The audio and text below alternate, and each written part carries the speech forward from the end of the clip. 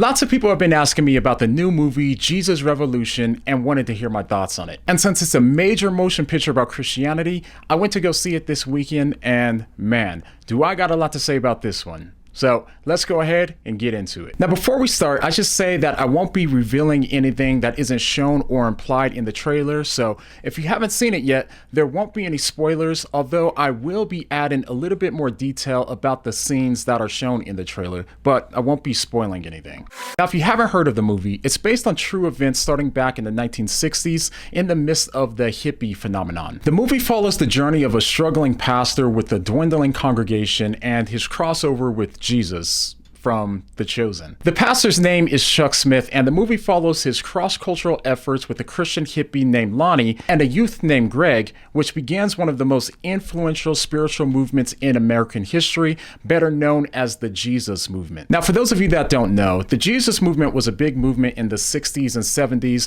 that saw thousands of youth becoming Christians, sparking the birth of contemporary Christian music, informal dress at churches, and many more influences that can still be seen in today's American Christian culture. So now, with that being out of the way, I'm going to go ahead and give you guys my personal thoughts on the movie production itself, and then I'll give my assessment of the film from a Christian perspective. So when it comes to the actual quality of the film, there's a lot to be liked in that regard. First off, I thought that the acting was great. There were some emotional scenes in the film, and Kelsey Grammer and Jonathan Roumie really gave great performances all the way through. They presented characters that were charismatic yet flawed, which really lent itself to the overall realism of the experience, while not coming off as awkwardly preachy. And also, the costume design was great as well. For someone like me who didn't live during those times, it took me on a trip back to an era that I didn't grow up in. Oh, and by the way, speaking of trips, something to keep in mind is that since this was made in the 60s in the middle of the hippie movement, there was some occasional drug use in the movie, but it wasn't portrayed in a way that glorifies it or anything like that. It was for the purpose of the story, and so it made sense given the context, but it's still something that you can keep in mind if you plan to bring younger viewers. Now, my only real complaint from a production standpoint was the pacing, and especially in the first hour or so of the movie. Now, I know that this was a super ambitious film with a lot to cover, but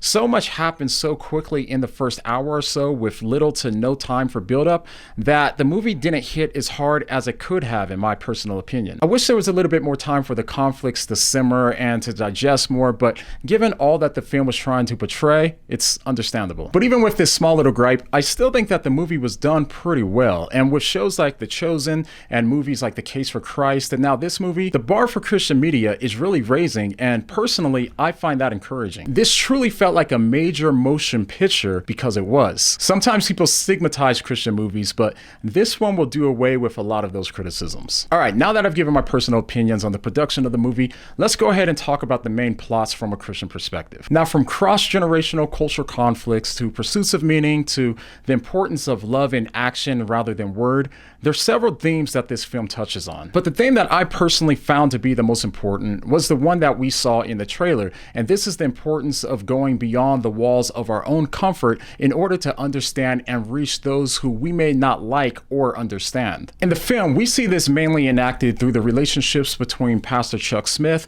his church, and these scary new hippies that have arrived. Early on, we see Chuck's congregation of square parishioners seeing these hippies as something like lawless, dirty drug addicts who have abandoned good morals. They showed a definite prejudice towards the hippies who they feared would tarnish the good, civilized, and the moral living that they believed that they were upholding. They also warned that if Chuck was going to continue to let these hippies in the church, then they were going to lose the few members that they were already struggling to keep. But when Chuck finally begins to speak with people in the hippie movement with the intent to understand them and not just ostracize them, he sees what they were truly looking for and uses his church to provide hippies with the answers that they didn't even know that they needed. Despite people in his congregation not liking it and intensifying his risk of losing his current members, Chuck continues to welcome those outsiders into his church without pretense and fosters a sense of community and belonging for him. This results in a radical display of Christian love and the start of one of the biggest Christian revivals in American history. Now, to try to help you realize the level of offense that was committed committed here.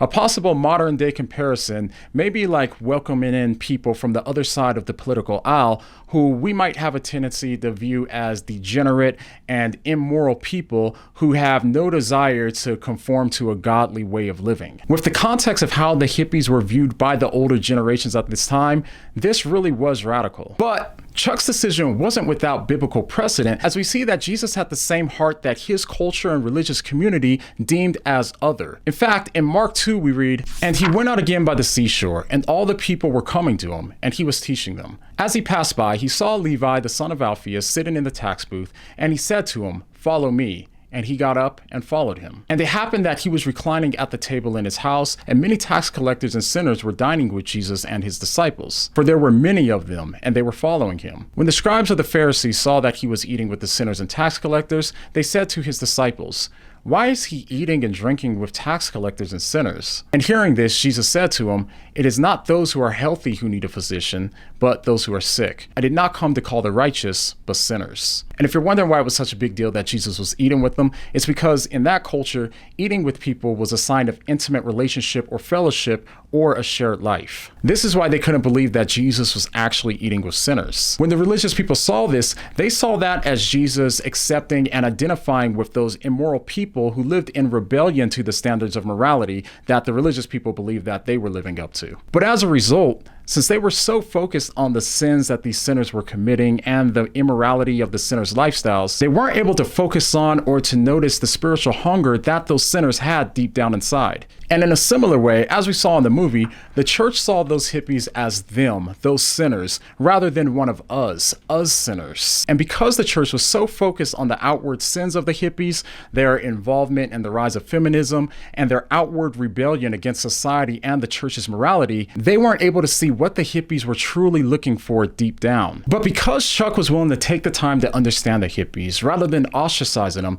he was able to see that they were simply people who were lost and looking to fill a void that only Christ could fill. And it was his willingness to fellowship with them that sparked a revolution that brought thousands of people to a saving knowledge of Christ. Now, this was only one theme of the film, which again, you'll get by watching the trailer, but even from this one little part of the film, we can come to learn that when we seek to understand those who we would consider outsiders, rather than ostracizing them, that gives us the opportunity to reach a whole new group of people that otherwise don't realize that Jesus is the answer to what they're truly looking for deep down inside. If we're willing to have fellowship with them, only then can we reach them. Because as the Bible says, how then can they call on the one they have not believed in? And how can they believe in the one whom they have not heard? And how can they hear without someone preaching to them? If we truly love those that we want to reach, we have to be willing to talk to them, which is not the same as yelling at them in some sort of self-righteousness. But if we just take the time to get to know them and to just talk with them,